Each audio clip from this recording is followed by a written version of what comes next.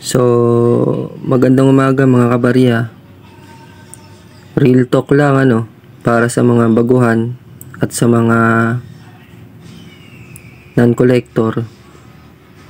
Mas pinaniniwalaan pa nila yung mga maling info kahit ibigay mo na yung tamang info sa kanila. Na pag sinabi ng isang ganitong content creator na mataas ang halaga ng ganitong barya, talagang naniniwala sila. Siguro sa hirap na rin ng buhay, na yung barya na hawak nila makatulong sa kanila sa financial.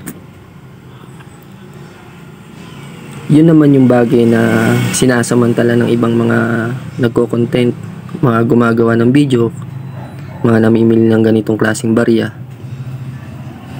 Binibili nila sa halagang 1 million, meron pa nga 2 million dahil daw may silver daw yung ganitong barya. Yung isa naman 1 million dahil daw may halong ginto. Pero pag mga pinag-PPM mo wala namang reply. Mga sariling kapakanan lang naman yung mga ginagawa nila. Sinasamantala nila yung pag-iisip na gano'n ng mga baguhan sa mga non-collector. Pero sa totoo guys, itong barya na ito kung ganitong condition, kahit maganda yan aabot lang yan ng 100 or 120 kada isa. Depende sa needs at demand ng kolektor. Gaya nga na sinabi ko sa ibang video ko, yung ganitong klaseng condition, 3 pesos to 5 pesos siguro mabibili ng kolektor.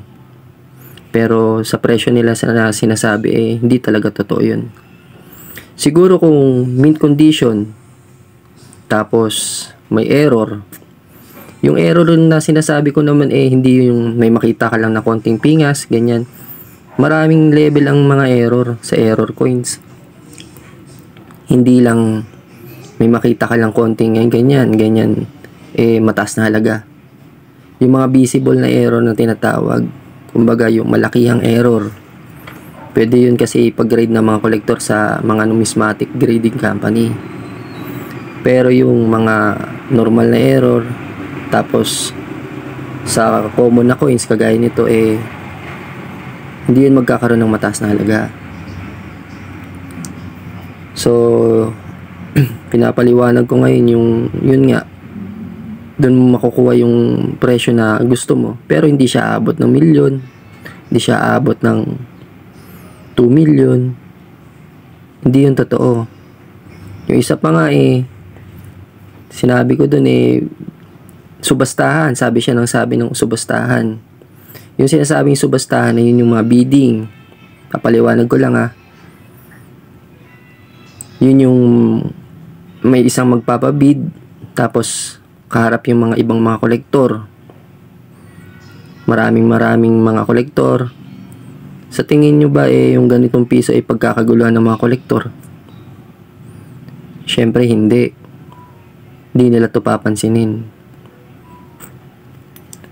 Yung sinasabi naman ni Bertus Coin na subastahan na ganito, umabot ng milyon, tapos binabanggit niya pa yung KMJS. Yun yung isa sa episode ng KMJS na pinagkaguluhan noon na milyon daw yung halaga ng 1971 na ganitong piso. Pero mismo sa Bangko Sentral, sinabi nila na walang ginawang ganung barya ang Bangko Sentral. 1972 at 1974 lang ang kanilang ginawang barya. At napakarami nito guys.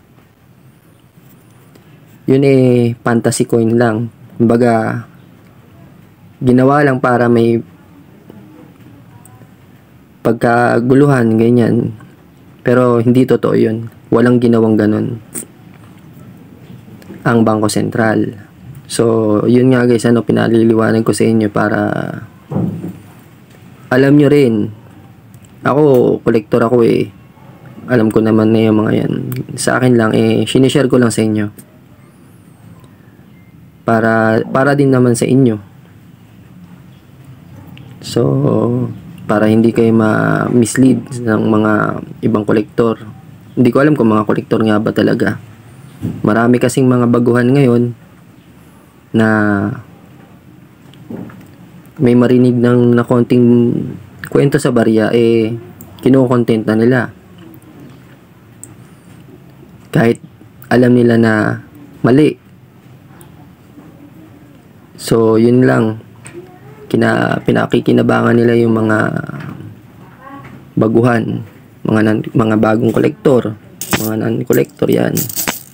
Ito ayan, ang dami milyonaryo na ako nito. So, yun lang guys, maraming salamat.